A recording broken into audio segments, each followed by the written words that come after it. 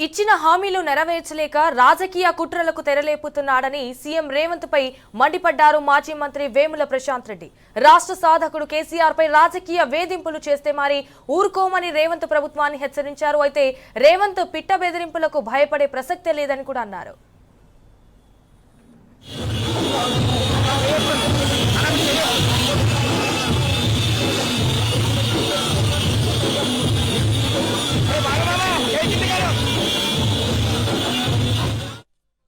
ముఖ్యమంత్రి రేవంత్ రెడ్డికి పాలన చేతగాక ఇవాళ ఇటువంటి పనులు చేస్తా ఉన్నాడు. ఇది తప్పిస్తే ఈ డైవర్షన్ పాలిటిక్స్ తప్పిస్తే ఈ రేవంత్ రెడ్డికి చేతనైందేం లేదు. గత 2 సంవత్సరాలుగా చూస్తూనే ఉన్నాం. రేవంత్ రెడ్డి ప్రజలకు ఇస్తారన్నటువంటి ఏ ఒక్క హామీ కూడా సక్రమంగా అమలు చేయట్లేదు. ప్రతి మహిళకు 2500 ఇస్తా అన్నాడు, అది లేదు.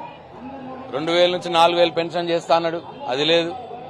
అట్లాగే స్కూటీలు ఇస్తా అన్నాడు, తులం బంగారం ఇస్తా అన్నాడు, అది లేదు. 2 లక్షల రుణమాఫీ అన్నాడు, అది లేదు.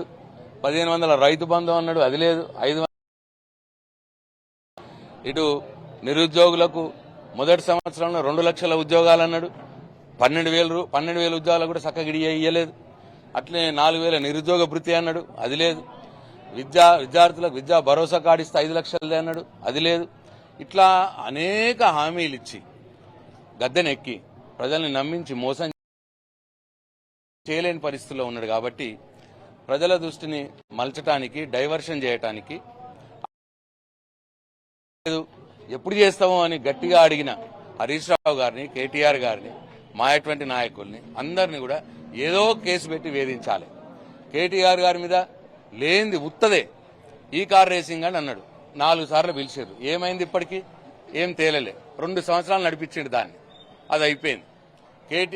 కేసీఆర్ గారిని, హరీష్ రావు గారిని కాళేశ్వరం కమిషన్ అన్నారు, పిలిచిర్రు. అదేమైంది? అదేం లేదు. దాంట్లో ఏం తేలట్లేదు. ఏమైనా జరుగుతాయి కదా తేలటానికి. కానీ ఊరికే వీళ్ళని పిలిచి సతాయించాలి, పోలీసుల ముందు నిలబెట్టాలి. ఇది ఆయన అంత చిల్లర రాజకీయాలు, చిల్లర పాలిటిక్స్ చేస్తా ఉన్నాడు. అట్లనే ఇప్పుడు ఈ ఫోన్ టాపింగ్ తీసుకొచ్చిండు. ఫోన్ టాపింగ్ తీసుకొచ్చి హరీష్ రావు గారిని ఒకసారి, కేటీఆర్ గారిని ఒకసారి, సంతోష్ గారిని ఒకసారి, చివరికి వాళ్ళ తెలంగాణ సాధించిన గొప్ప నాయకుడు కేసీఆర్ గారిని ఇవాళ పోలీసుల వద్దకు పిలిచే ఒక కుట్రపూరితమైన, ఒక హేయమైన, దుర్మార్గమైన చర్యకి ఇవాళ రేవంత్ రెడ్డి. ఒక దిక్కేమో వాళ్ళ మంత్రులంతా కుంభకోణాలలో కూరుకుపోతా ఉన్నారు.